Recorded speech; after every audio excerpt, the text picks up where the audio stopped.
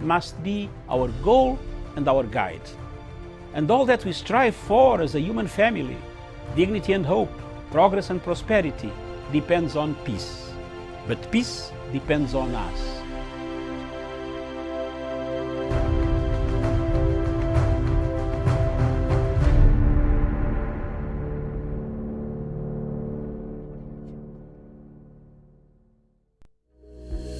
Seven tips for protecting yourself against the coronavirus. 1. Wash your hands regularly with soap and water or with an alcohol-based gel. 2. Need to cough or sneeze? Do it into a tissue or a bent elbow and then wash your hands. 3. Stay at least a meter away from other people, especially if they are coughing, sneezing, or have a fever. 4. Avoid touching your eyes, nose, and mouth. 5. Avoid direct contact with live animals. If this is impossible, make sure to clean your hands afterwards. 6. Do not eat raw or poorly cooked animal products and wash your hands, clean surfaces, and utensils afterwards. 7. If you develop a fever, cough, or difficulty in breathing, seek medical care. I'm joining the World Health Organization's Safe Hands Challenge. Hand washing is one of the most effective ways of preventing the spread of coronavirus.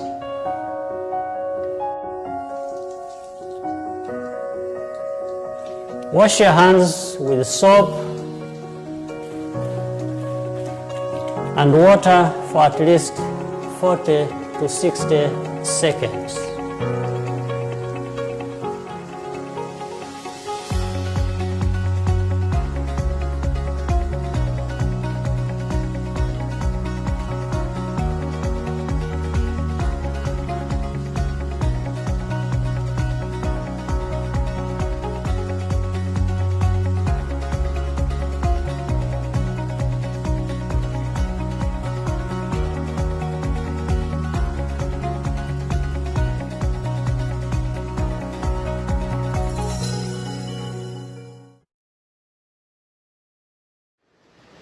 Humanity is at risk and stands at hazardous crossroads.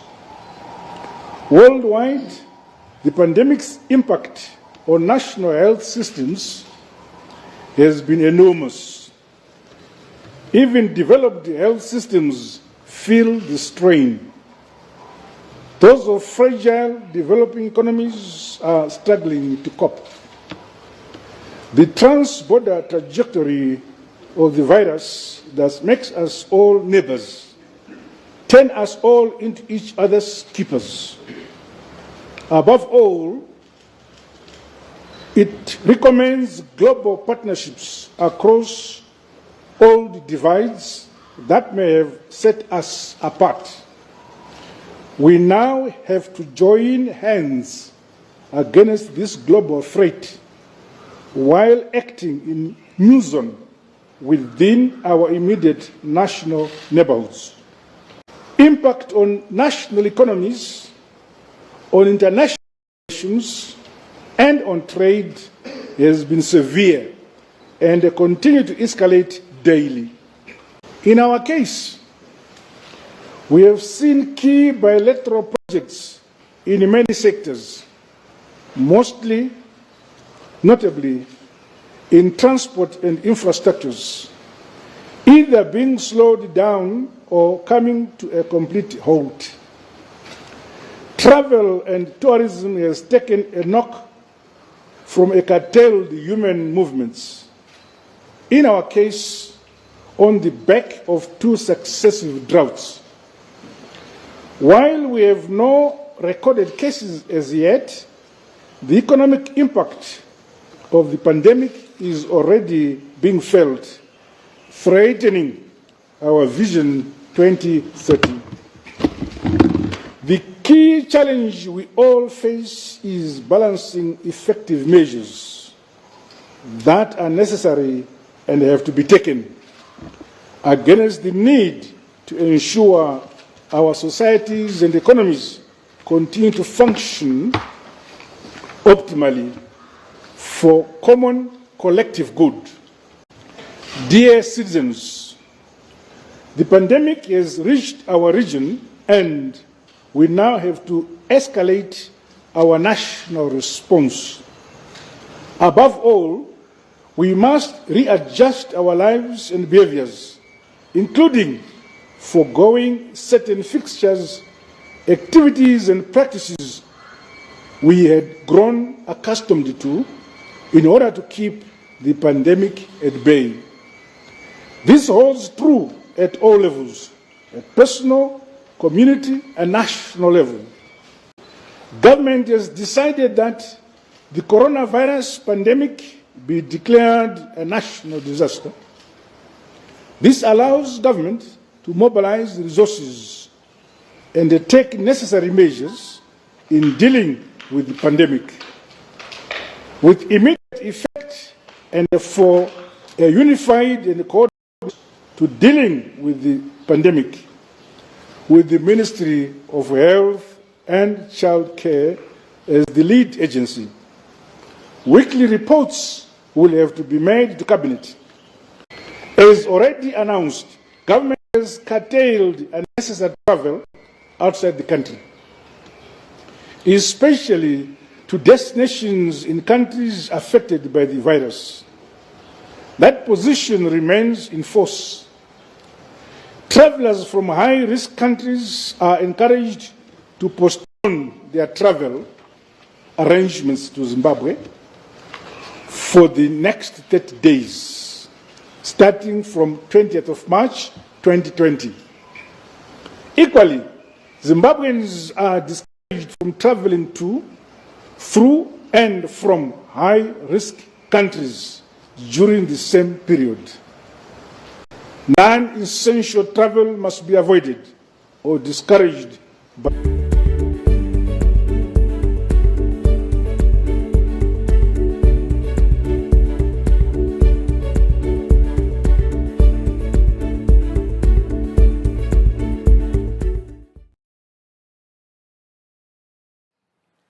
So, my fellow Kenyans, on Friday, March 6th of this year,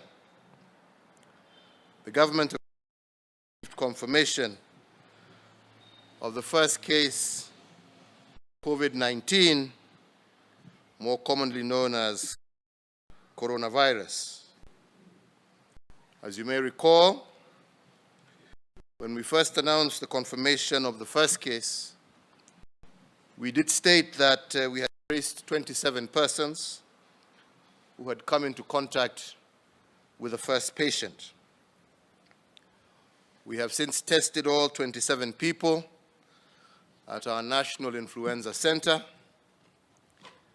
and today we have received confirmation of 2 more cases of coronavirus. The 2 have tested positive as a result of coming into contact with the first patient. Our health officials have already moved them into Kenyatta National Hospital isolation facility. The medical teams are closely monitoring the patients who are reported to be in stable condition and responding well to treatment, and this indeed gives us hope. Fellow Kenyans, my government has been working to monitor the spread of this virus, and we have set up necessary containment and treatment protocols across the country. However, following the results of the 2 additional cases, we are now, this evening, directing the following additional protocols. Number 1, the government is suspending travel for all persons coming into Kenya from any country with reported coronavirus cases. Number 2, only Kenyan citizens and foreigners with valid residence permits will be allowed to come in, provided they proceed on self-quarantine or to a government-designated quarantine facility. This will take effect within the next 48 hours to cater for any passengers who may be en route. This directive will remain in effect for the next 30 days or as varied by the National Emergency Response Committee. Number 3, all persons who have come into Kenya in the last 14 days must self-quarantine. If any person exhibits symptoms such as cough or fever, they should present themselves to the nearest health facility for testing. Number 4, we have suspended learning in all our education institutions with immediate effect. Consequently, and to facilitate a phased approach, primary and secondary day schools are to suspend operations from tomorrow. For those in boarding schools, the school administration is to ensure that students are home by Wednesday, the 18th March 2020, while universities and tertiary institutions are to close by Friday, 20th March 2020.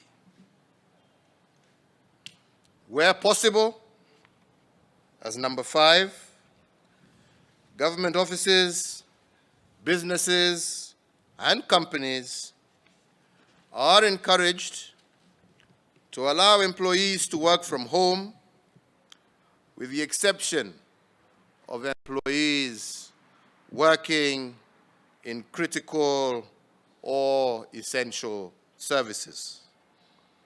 Number 6, in order to avoid the risk of transmission through physical handling of money, we encourage the use of cashless transactions, such as mobile money, M-Pesa and otherwise, and credit cards, and we appeal to mobile operators and banks to take note of the situation that we are in and to reduce the cost of transactions during this period. Number 7, in line with the directive to avoid crowded places, citizens are encouraged to A, avoid congregating, including in places of worship, B, minimize attendance to social gatherings, including weddings and funerals, and restrict the same to immediate family members. C, we call for people to avoid crowded places, including shopping malls and entertainment premises. And D, to minimize congestion in public transport whenever possible.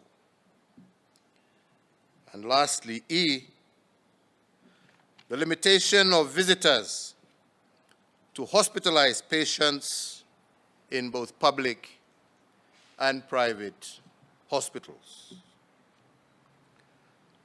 Number 8, hospitals and shopping malls are encouraged to provide soap, water, hand sanitizers, and ensure that all their premises are regularly cleaned and disinfected. Fellow Kenyans, globally, the impact of the virus is still unfolding. I want to assure you that my administration is at the forefront of assessing, containing, and managing this pandemic in our country.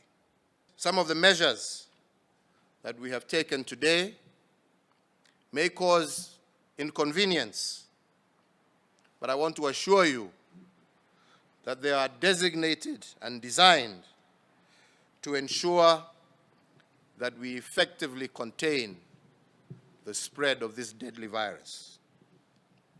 I want to appeal to each and every one of you to strictly observe these measures, but I would also appeal for calm.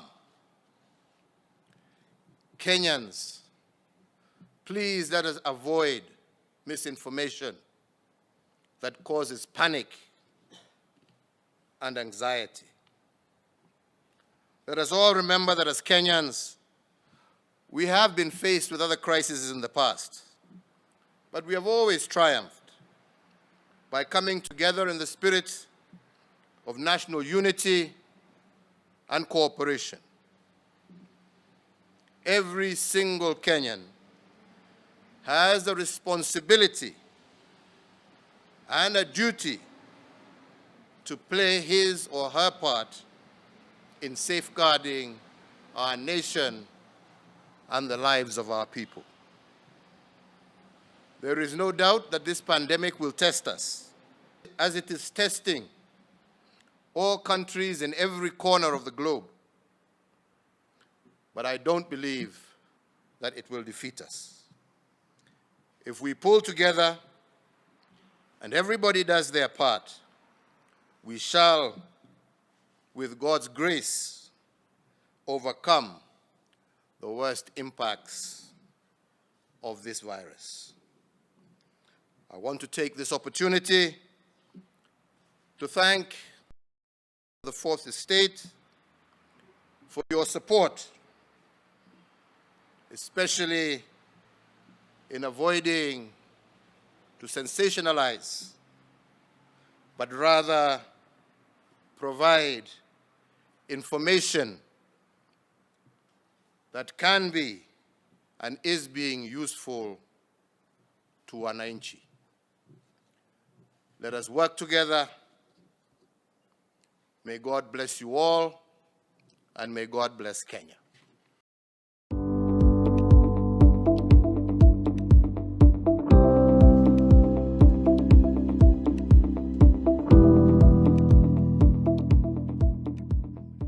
So thank you for making the time. I don't know how many people here in the room know or visited Africa, the continent, but I think it will be interesting to use this half an hour to really not only promote what the continent and what your respective countries have to offer, but also to explain why all these investors who are at the Future Investment Initiative should look at Africa.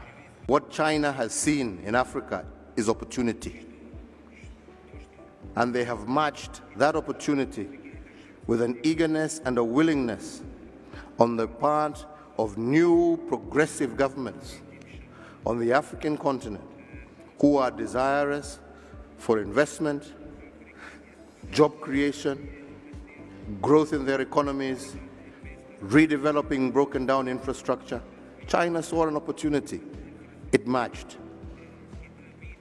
Russia, they have decided also they want a piece of that action.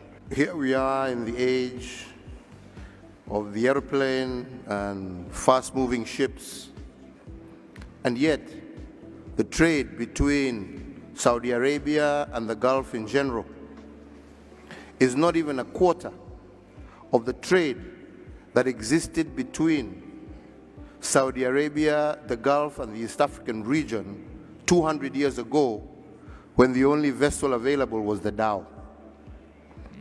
So what does this mean? It means that we are natural partners. It means that our trade existed well before even the colonial era period. These are the trade links that we need to reestablish, to realize that we are natural partners, to realize that the opportunities that exist for mutual prosperity in between our two regions are tremendous. We're telling the world, come, Africa is open for business. Africa's enemies are only those who see us in negative light. Absolutely. Africa wants to be a friend to all. Absolutely. And is open for business. Absolutely.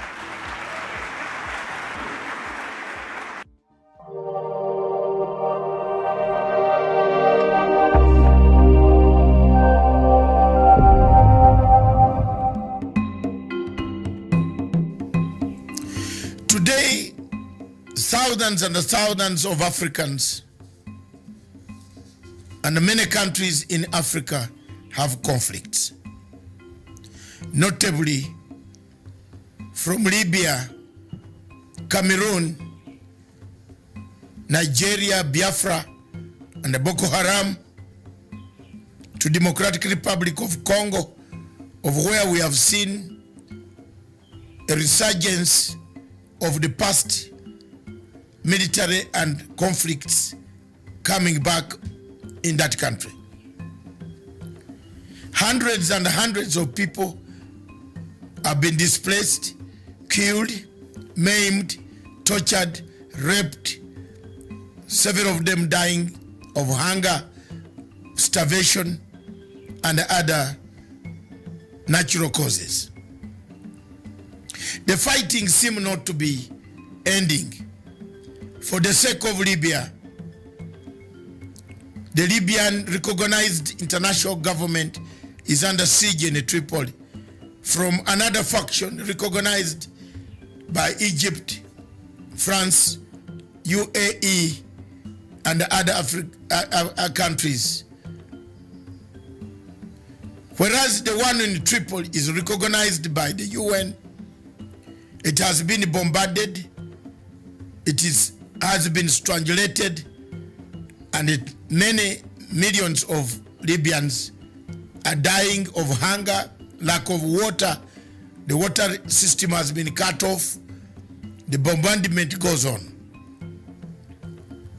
In Democratic Republic of Congo, we've seen more of active rebel activities returning to the region after some silence has been observed.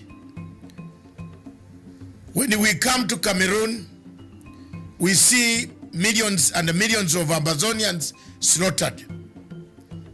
Yet, when you come to Biafra, again millions and hundreds of millions and millions are worried, displaced, tortured by the Buhari regime. Yet again in the north, we see Boko Haram killing, maiming, abducting, and burning down villages in the same Nigeria. When you cross over to Central African Republic, the same is the history that has littered Africa.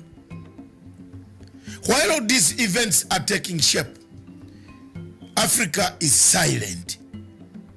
Africa is not making enough efforts to find a solution to what is causing the problems in Libya, in DRC, in Cameroon, in Nigeria, Biafra, and now you add in Khartoum, Sudan. As people die, the people of Africa have no answers, have no solutions. There is nothing to bring an end to the conflicts that have killed Africa. We seem to be new ones manufactured, old ones reignited, encouragement coming from external powers. One power that has been seen in the shadows of all these conflicts especially the one of Libya, that has escalated in the Sahara region of Africa, is France. When you come to Democratic Republic of Congo, the same country is in the shadows. The war can be seen is France. When you come to Cameroon, in Amazonia, the one behind that has the key to bringing peace is France. Therefore, our question as Africans, why are we silent? Why are we not saying enough is enough of the wars? Thank you.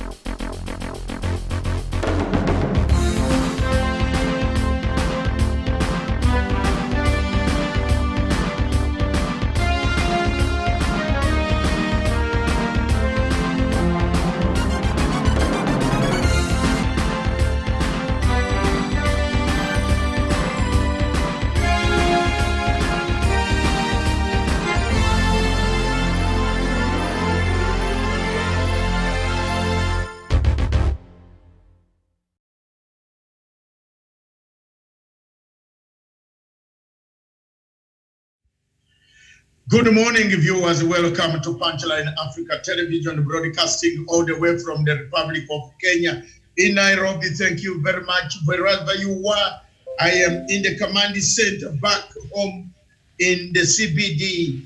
Good morning, Miriam, wherever you are. Very good morning to you, Doctor. Right here from the studio, Punchline Africa Television studios here, and thank you so much. Thank you very much. Wherever you are in Africa, we want to thank you very much for all what you have done, all what you have adhered to, all what you wake up, all of you who are praying, prayers, science, everything. We must put it together. We must put hope. We must make sure that Africa stands again. Thank you very much, viewers. Thank you for your listening. We shall be broadcasting normal programs at the same time educative programs that will be coming from us to the people of the world, because we know our children at the moment and the students in the university and other people are outside. They are not in school. All over the world, wherever you are, each institution, each country has sent back the children who are more vulnerable and who can be in a crowded place. They are back at home. Therefore, some of the states shall come up with lessons, especially for university students who are doing political science and media and so on. We shall be giving you lessons in these days as we go. Otherwise, thank you very much, viewers. This is Punchline Africa Television, the only television in Africa that talks about African issues. I am the host from the command center of the political department. Thank you very much, Dr. David Matanga. And on the other end, in the CBD of the Nairobi, the great city, thank you very much, is Miriam Ogotu.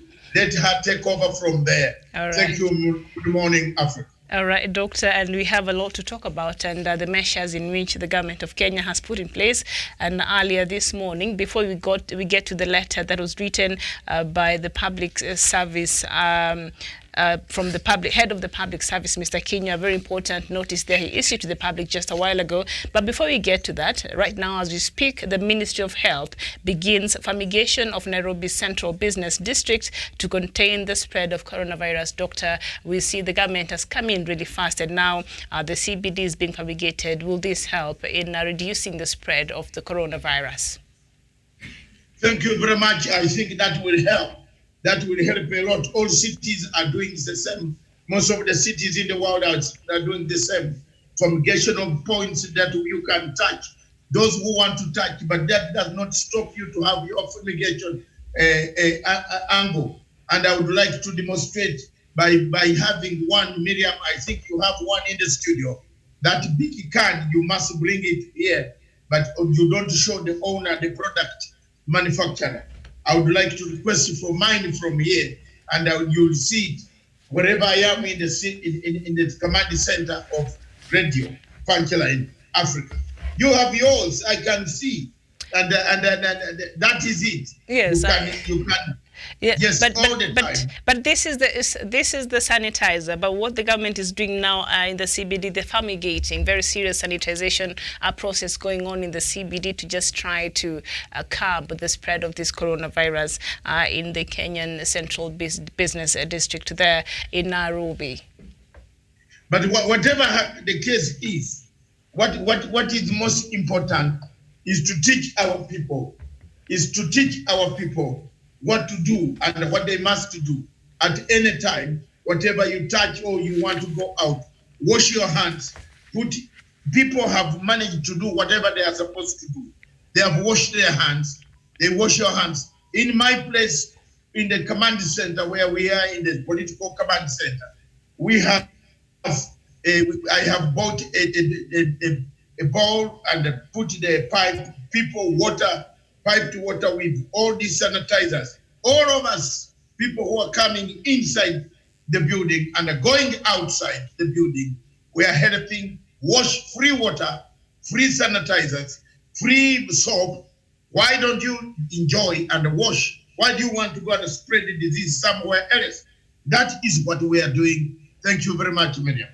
All right. Yes, indeed. And as I mentioned there earlier, before we get to the other measures that the government has put in place, a very important public announcement that came by early in the morning from the Office of Head of Public Service, Mr. Joseph Kinyua. And this message was copied to the Commissioner General, Kenya Revenue Authority. It was also copied to the Managing Director, National Environmental Management Agency. And it was also copied to the Director, Public Health, as well as the Director of Criminal Investigation, as well as the Managing Director, Kenya Ports Authority, and the Managing Director, Kenya Bureau of Standards, and as well as the Chief Executive Officer of Ethics and Anti-Corruption Commission, and the Managing Director, Kenya Pipeline Company. And this is what the notice says, the heading there: manufacture of alcohol-based sanitizers for free distribution to the public. And it continues to say the novel coronavirus, COVID-19, has been declared to be a worldwide pandemic by the World Health Organization,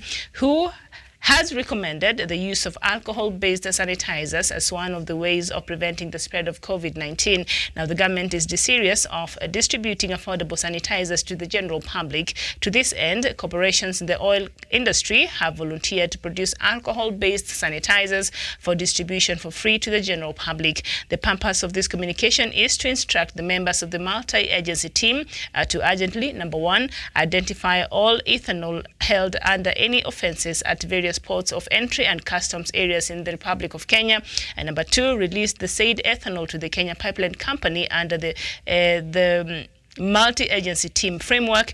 And it continues to say KPC would liaise with the oil industry players who have expressed willingness to produce the sanitizers for the expedited manufacture and distribution, and further KPC will implement an accountability framework to ensure that the ethanol is utilized to the manufacture and the distribution of the sanitizers. So there we are.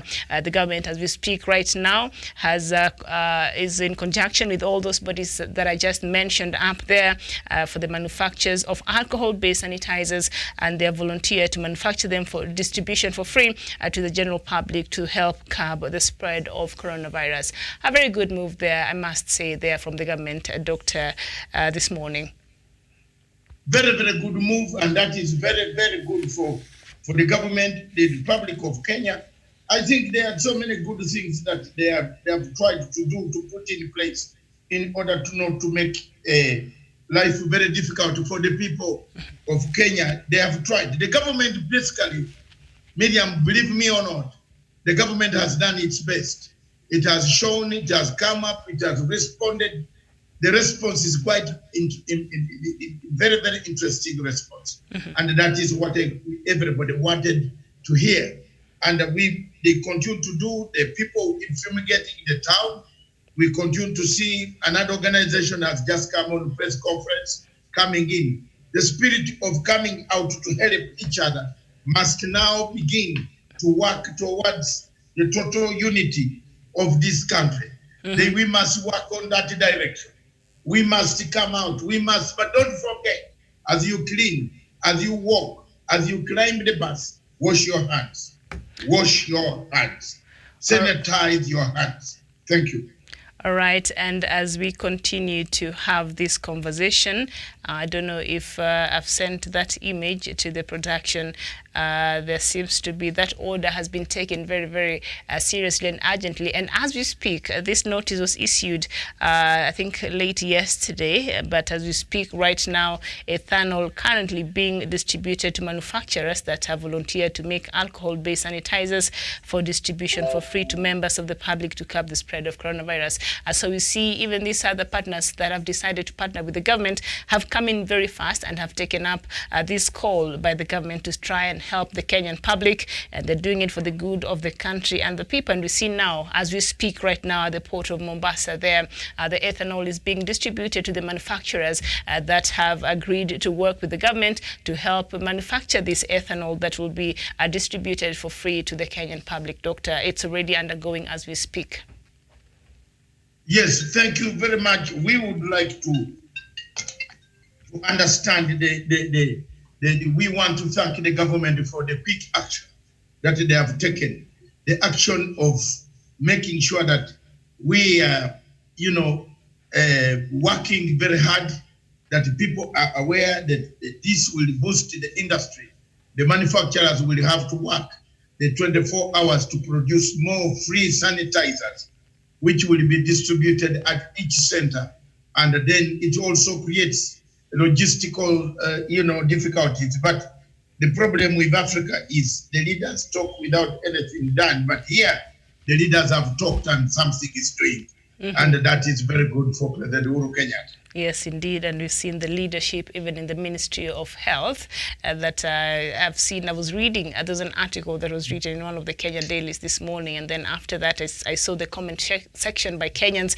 And Kenyans are really happy and have confidence with the manner in which even the Ministry of Health has been handling this matter and the updating that they keep giving to the public. And so that is really helping in easing the tension, even as Kenya registered 3 more cases yesterday. So right now we stand at 7 more cases that have tested positive for this virus. But still, Kenyans, out of this, the way the government is handling these matters, Kenyans seems to be a bit more, confident and also a bit at ease. Not too much anxiety going on because they seem to love the fact that the government is on top of what is happening. So another breaking news, or another company that also has decided in joining this, the Nation Media Center, the Nation Media Group is saying, in response to the COVID-19 pandemic, we have subsidized the cost of our e-papers for the next 1 month to optimize access to accurate information about the virus, how it is spread, and how to keep yourself and your loved ones safe. So we've seen Nation newspaper there, I think, reducing their prices for the e-paper so that Kenyans are able to get the information and the right information, that will help them keep themselves, safe and their loved ones. So we see these key players coming in and really trying to help the government, as we saw yesterday, the financial institutions and the bankers that showed up at State House, and they're just trying to reason out with the president. And we will go through some of the things that are very important, the message that we got from that meeting with the president yesterday. But we've seen these very important players coming in. Will this help in even building the confidence among Kenyans and realize, what, as much as this pandemic is going on, but we have people who actually care for us, and so we should just, be with less anxiety, knowing that the government has everything under control, and other players that also seem to be caring so much about the citizens of this country. Thank you very much, Miriam, and that is very good for the government of the Republic of Kenya. I can see people reading from wide and afar. Mwangi Anthony Salongo from Malaba, Kenya, Uganda border. He says this morning he told me no bus, no movement, no entry unless you are sprayed. Uganda has taken very serious. I looked at the countries in the region that have taken serious punitive measures. The government of the Republic of Uganda is not allowing any entry of any motor vehicles, any entry and departure of their citizens. And above all, spray. If you go to Entebbe airport, you want to come in, whether you're Muzungu in a suit, you have to be sprayed. And these are some of the things that our government the government of President Museveni, his government is doing. And some of these measures at serious situations require extraordinary means for survival. Do you agree with that? Yes, indeed. Yes, indeed. Yes. And it requires extraordinary other means, and we have to devise other ways to survive. And I see one of our viewers here, Justice Oko. Justice is saying, families in Africa, please, those of us abroad need your help. We are hungry and can't go to work. So some Africans who have been affected by this lockdown in a lot of countries are in the Western world, and indeed across the world out there. Right now, Africa, we are not in a complete lockdown. We're able to access the important services. You're able to still go to the supermarket, get your supplies or any store. You're able to still move freely, and so we're not our lives have not been halted like that. But in other countries there seems to be a complete lockdown, and so one of an African there, yes, from outside, they're asking now for help. I don't know what country he's writing from, but what can you tell such a person? I think whatever you are writing from now on Punchline Africa Television, state the country, the place where you are. If you are writing from Nairobi, say Nairobi. If you are writing from London, especially London, London is coming to a halt anytime this afternoon, this evening. I myself, I have the entire family of all the family, my wife, my children, all of them, 8 of them are in London. And they were plus their husbands, plus their children. I am monitoring the situation as we speak now. And I'm really, as I speak, I'm working because I'm supposed to be disseminating information to the world. But the entire family, the children, my grandchildren, all of them are scattered all over Europe, all over London, all over United Kingdom. And I'm monitoring each and every house to make sure that all of them are all right. So far, one of my daughters who works in a bigger place in one of the departments of Foreign and Commonwealth, I think she's fallen a bit sick, and she was told not to self-isolate. And I am monitoring her. She is in Chadwell Heath and in North London. So I have a problem that I'm trying to sort out as I am here, Miriam. It is not only you people on the television. It's not only people who are writing on internet. All of us have got several feelings and sympathy for all of us. We are here working, but our families are not here. But we shall continue to work. And I don't know, whenever you write now, tell us which country, then we can see what help we can mobilize. And many people in Africa are now asking what can be done for them. Because some of these places in Europe, some of the Eastern European countries, they have no facilities. Some of the facilities are gone down. Thanks God, when you are in London, there are things that are still moving in London. There are things, trains are moving, but I am hearing next year seated to my satellite system right from Peking. I went to Moscow. I have been talking to people in Moscow. I have been talking to people in various places. I find it very, very interesting that we are able to relate with the people, and that the people are telling us very cheerful stories. The good thing in London, Miriam, yes, and the thing in Europe is that people are checking on each other. Very important. And we want to encourage in Africa people to check on each other.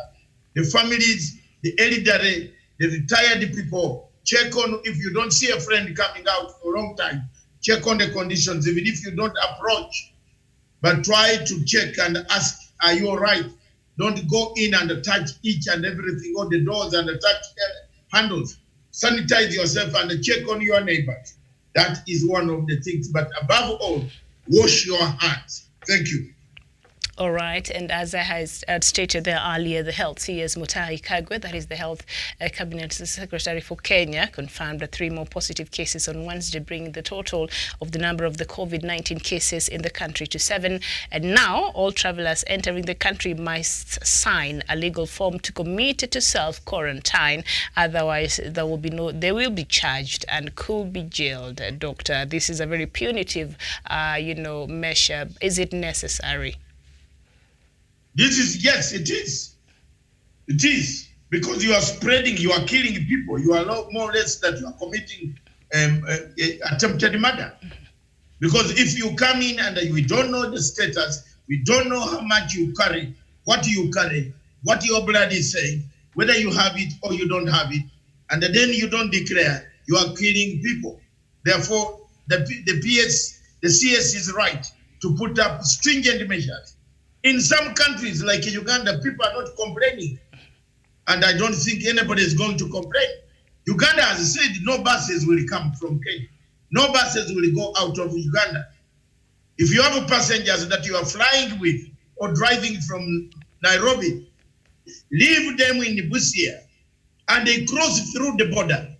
I have liked the way Uganda security across has put no panya routes. You know, the routes, the smaller routes that are used for smuggling and so on. There are soldiers, they are patrolling each and every route. So you go through the main head, Busia or Maraba entry points. You must be fumigated, given water temperature taken. 7 there, kudos. All right, so the forms have been made available at the airport since Wednesday, Health CS Mutahi Kagwe said yesterday. So since yesterday, these forms have been made available. And I think the reason why the Ministry of Health and indeed the government of Kenya has decided to really take this measure, as much as maybe some people may think it's extreme, but I think it's also very necessary because Kenyans, the government has been saying, if you're coming from outside the country, can you quarantine yourself for at least 14 days to check if you're okay? And then after 14 days now, if you don't see any symptoms or anything that should cause an alarm, then you can go on about your life. But we've seen a lot of people have not been adhering with this directive from the government. So what dangers are they putting the rest of the Kenyans at? Very great dangers. And I agree with you. I agree with the Minister of Health, the CS for Health. Cabinet Secretary for Health is correct. If you don't sign this form, you come from a place that is affected, that is a severe zone, which is alert number 1, more severe areas in Europe, countries like Italy, countries that are locked down, countries that are now having the second highest death rates in the history of this COVID-19. You must declare what you have, what you don't know.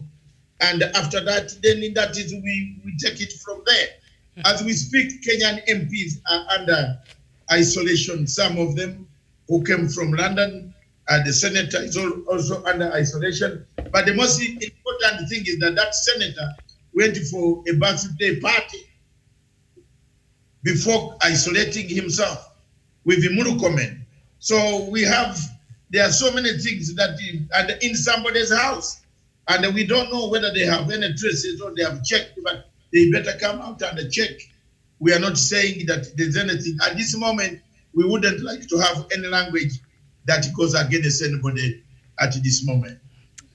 All right, so we've seen, of course, that letter requires passengers after signing, then you're going to self-quarantine for at least 14 days, and the decision is among measures to limit the spread of coronavirus that could be carried by people entering the country. And Kenyans are wondering, is it possible to just stop these flights altogether? Just stop these flights, or what would that mean? We can. There are some essential flights that go on a daily basis that we need in medicine. We need essential. How will you get the drugs if they are finished here? You can't stop everything. There must be emergency list. But first of all, let's go back to the situation of the newspapers in Kenya.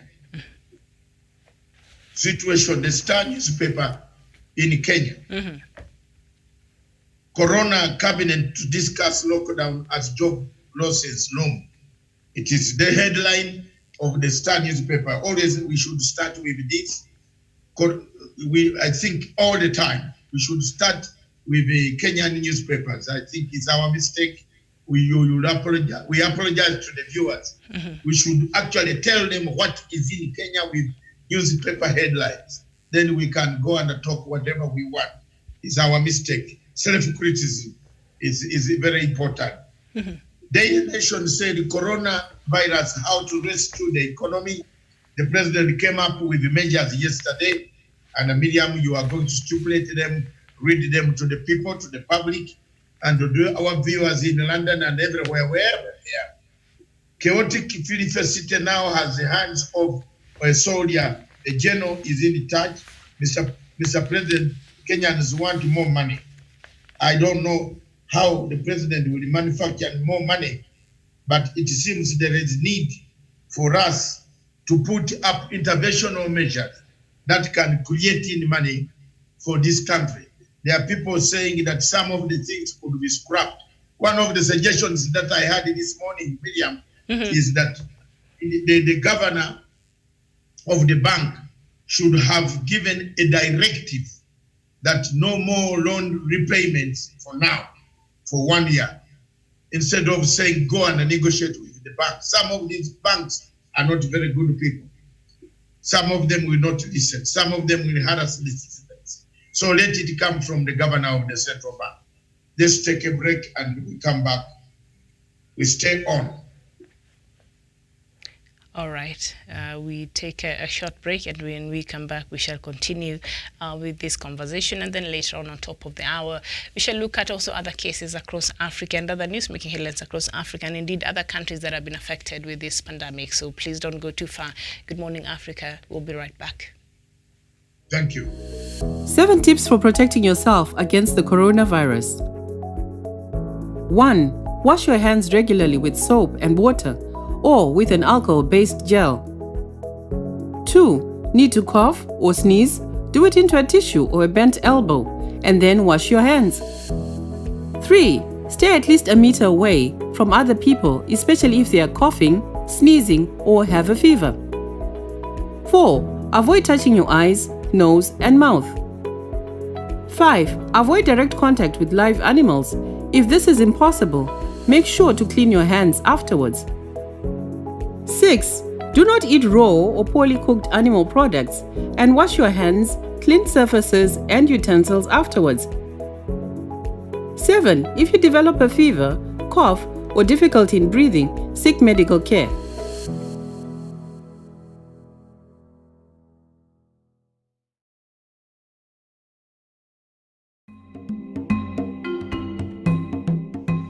Viewers and the comrades, the people, the Pan-African people of Africa, and mainly the people of Kenya. Elections in Africa create difficulties. Everywhere in Africa, you find conflicts emanating from elections. Results declared, the loser does not come out to concede. Elections, if not well managed, can trigger the worst crisis for any nation in Africa. It is therefore very prudent for the people of Kenya not to buy populist ideas and forget the hinge point of electoral reforms, electoral injustices, electoral systems, mechanisms that can change Kenya and bring a credible results of an election where the losers and the winner will agree this was a fair contest. Given that circumstances, the circumstances that surround our badly managed elections, Kenya faces this challenge. A referenda of reducing MPs to 0 does not solve your problem, because that problem of Kenya is a structural challenge. It's a structural challenge in the sense that the structures themselves give access to more money stolen, to more money hidden, to more money misappropriated by various institutions. Therefore, to have credible electoral reforms, credible electoral systems, credible electoral mechanisms will resolve 1/3 of the Kenya's problems, in that we shall have credible, proportionally elected people who represent all the views of the people of Kenya. That is my take. And that's the take of anybody who looks at the current situation, that any group that would come up and has not discussed the question of elections in Africa and in Kenya as a case study, and use it and look at how many dead bodies do we always collect when we mention the word elections. It is all over Africa. In Uganda, it is happening. In Zimbabwe, as we speak now, they are on the streets of Harare. It's because of elections. They want to come and overthrow and break down everything in Zimbabwe. It's elections. So elections in Africa create conflicts. But how can we stop violence before and after elections? Is through proportional representation of the model of South Africa, which has held elections, but there's peace on the streets of the cities. Thank you very much, viewers. Thank you very much, my people of Kenya. That's my message. I stand to be corrected, but I think it is only until you get a proportional representation system that will deliver every part of this country into your house of representation, into your elections, is when stability and tranquility will be permanent forever in this country. Thank you.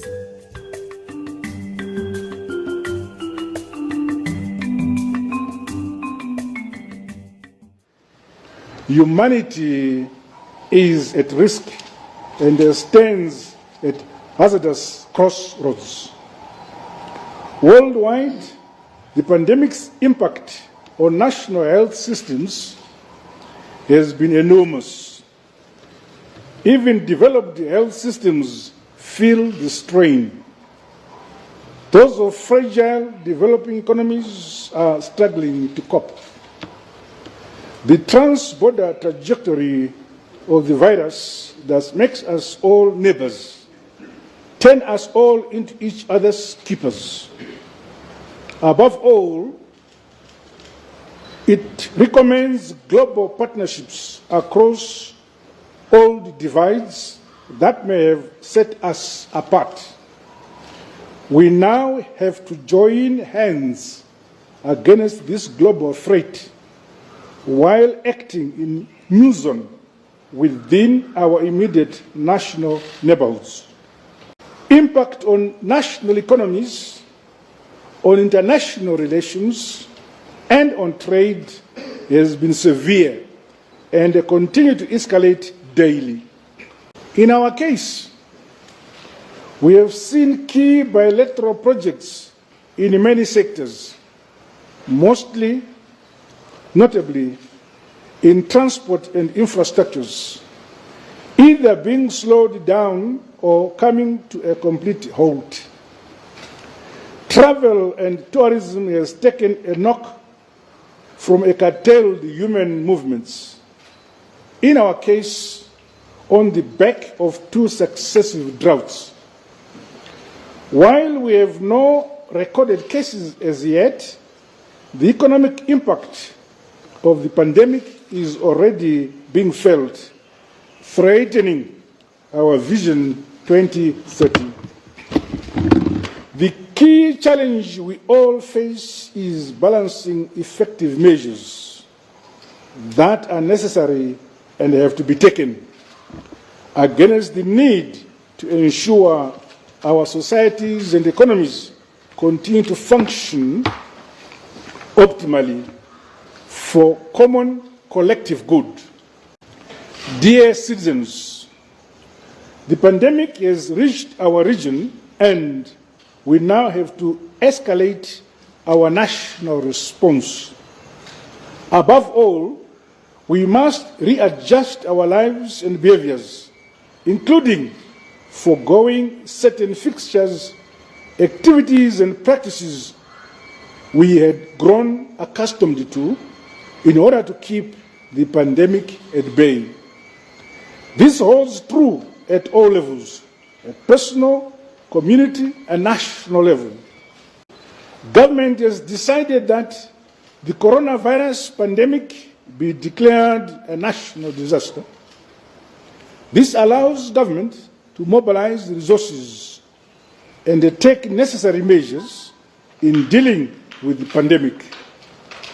With immediate effect and for a unified and coordinated effort, I have directed that our national disaster management machinery extend its mandate and focus to dealing with the pandemic with the Ministry of Health and Child Care as the lead agency. Weekly reports will have to be made to Cabinet. As already announced, government has curtailed unnecessary travel outside the country, especially to destinations in countries affected by the virus. That position remains in force. Travelers from high-risk countries are encouraged to postpone their travel arrangements to Zimbabwe for the next 30 days, starting from 20th of March 2020.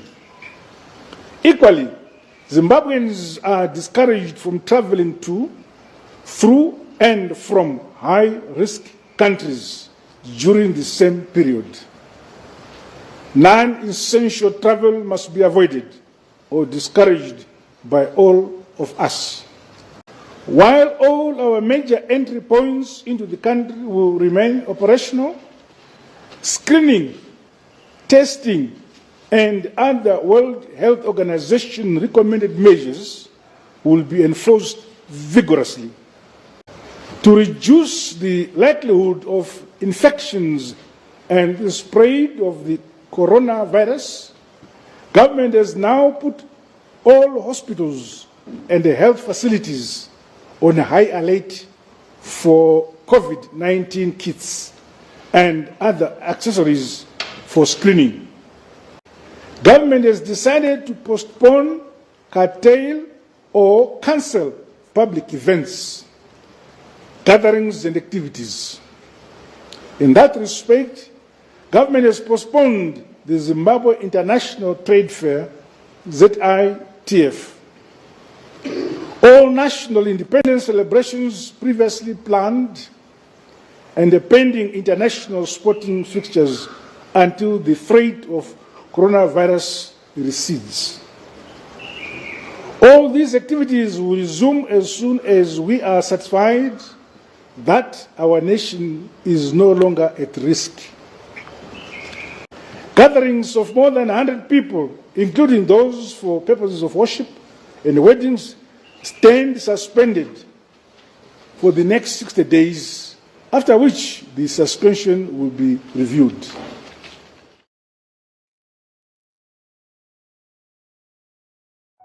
I'm joining the World Health Organization's Safe Hands Challenge. Hand washing is one of the most effective ways of preventing the spread of coronavirus.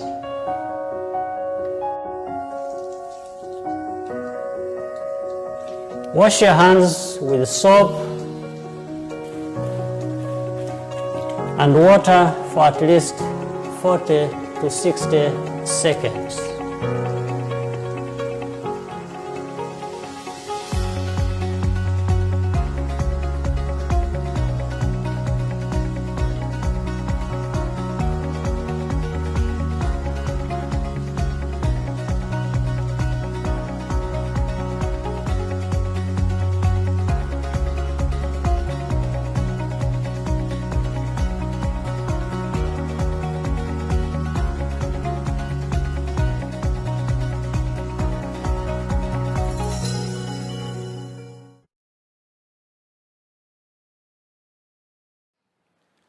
So my fellow Kenyans, on Friday, March 6th of this year,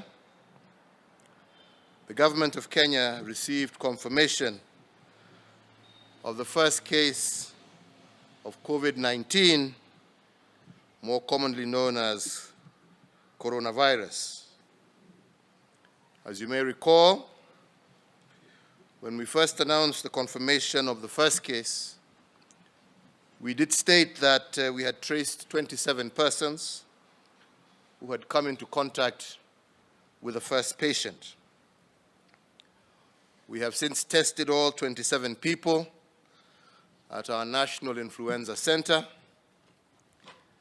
and today we have received confirmation of 2 more cases of the coronavirus. The 2 have tested positive as a result of coming into contact with the first patient. Our health officials have already moved them into Kenyatta National Hospital isolation facility. The medical teams are closely monitoring the patients who are reported to be in stable condition and responding well to treatment, and this indeed gives us hope. 7 tips for protecting yourself against the coronavirus. 1. Wash your hands regularly with soap and water or with an alcohol-based gel. 2. Need to cough or sneeze? Do it into a tissue or a bent elbow and then wash your hands. 3. Stay at least a meter away from other people, especially if they are coughing, sneezing, or have a fever. 4. Avoid touching your eyes, nose, and mouth. 5. Avoid direct contact with live animals. If this is impossible, make sure to clean your hands afterwards. 6. Do not eat raw or poorly cooked animal products and wash your hands, clean surfaces, and utensils afterwards. 7. If you develop a fever, cough, or difficulty in breathing, seek medical care.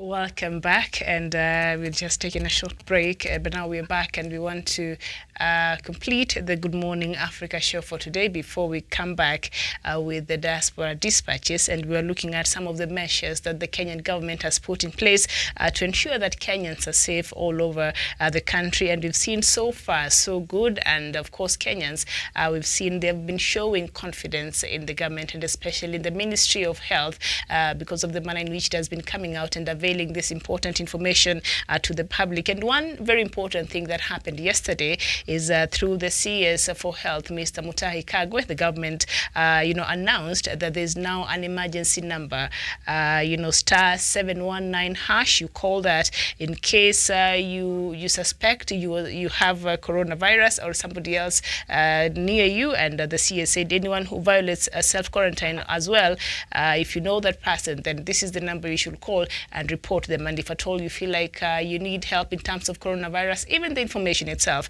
you call this number. So, Doctor, we've seen the government has really done very, very well in terms of even creating this emergency number that Kenyans can reach out and try to get the help that they need. First of all, I would like to read some of the things from what CS Mutahi Kagwe has done. Head of CS Mutahi Kagwe confirmed 3 more positive cases on Wednesday last evening, bringing the total number of COVID-19 cases, 19 in the country, to 7. Okay? All travelers entering the country must sign a legal form, which you have done. We have said it already. The forms must have been available, and they are available at the airport since Wednesday. LFCS says if you don't, you will be taken down, and we shall look for you. After signing, passengers will be required to self-quarantine for 14 days. Decision is among the decision is among measures to limit the spread of the virus. CS Mutahi Kagwe has said anyone who violates that will be taken down. And then the CS said anyone who violates self-quarantine pledge can be reported via the telephone number 7. You can hashtag 719 hashtag, and you can get there. Telephone. The President Uhuru Kenyatta will this morning, today is chairing a cabinet meeting in Kenya where they are discussing measures regarding the economy, the restrictions, what can be done, what cannot be done, where are we, how are we standing, and that is being done this morning. The government is concerned that some Kenyans are not taking the call to maintain social distance and work from home seriously. The government and the private institutions also are coming in up to do a lot of social distancing, and that is very, very good. And then measures to curb the spread of the virus that has since affected over 180,000 people globally and killed over 80,000, not 7,000 others. It is this presentation to the National Treasury on the impact of coronavirus that we see today. The Exchequer will, on March 23rd, receive a detailed report on the impact of the virus on various sectors in order to adjust or to make adjustment or supplementary measures. Currently, flights from some EU countries affected seriously. Severe alert systems are being suspended. Last week, the Treasury CS Oku Yatan told the Standard that the various is likely to handle the economy. To minimize the impact on the economy, the Central Bank of Kenya yesterday made a raft of measures. Some of these measures are the ones that Kenyans are saying they should go further, and that's why the President is meeting the cabinet today. The campaign group called Human Rights Watch has criticized the Milan Mali government, military, and the UN for failing to prevent a massacre in the remote Fulani village. I think this is something, this is African news for you. Yes. I think to stand us and to stick here with us, let me say thank you very much. Good morning. We know we can't talk about development, but we know we better keep and help the government. We know also that the government has suspended some people, and I think, Miriam, it is better important for you to read that type of section of the people who have finally been removed. Yes. People have finally been removed from the government list. They were intimidating us. They had bodyguards, they had pistols, they had guns at their disposal. They used government facilities. And I think it is very important for the people of Kenya to not to have such people in the midst when you are not actually doing things. They fake documents, they fake letters, they have been faking documents, they have been manufacturing documents, they have been opposing the CID, the DCI, they have been open and defiant. So the government today decided that they should go. Now we are all equal civilians. Now we are all equal because these people were threatening us. They say they are in the State House. They say they are very near Uhuru Kenyatta. They say they are very near this. They say they work in the State House. I think the reports reached the authorities and we are home under dry. Miriam, read their names and let the people know. Yes, I think if in case you're wondering who Doctor is talking about, names that were shared by public service earlier today. Let me see if I can find it. All right, so Steve sent me this list. Okay, the following have been officially fired by the state, and that is Dennis Itumbi, James Kinyua, Eric Ngeno, David Nzioka, and John Dolo, ordered never to introduce themselves as anyone or anything or act or transact any business on behalf of the government, and to return cars and any state properties in their possessions within the next 24 hours. There you go. Thank you very much. And I want to thank you, Miriam. I take the opportunity to miss you. And I miss you so much, but what can I do? And thank you very much. Keep them until we meet at 2 p.m. East African Standard Time. Guess for what?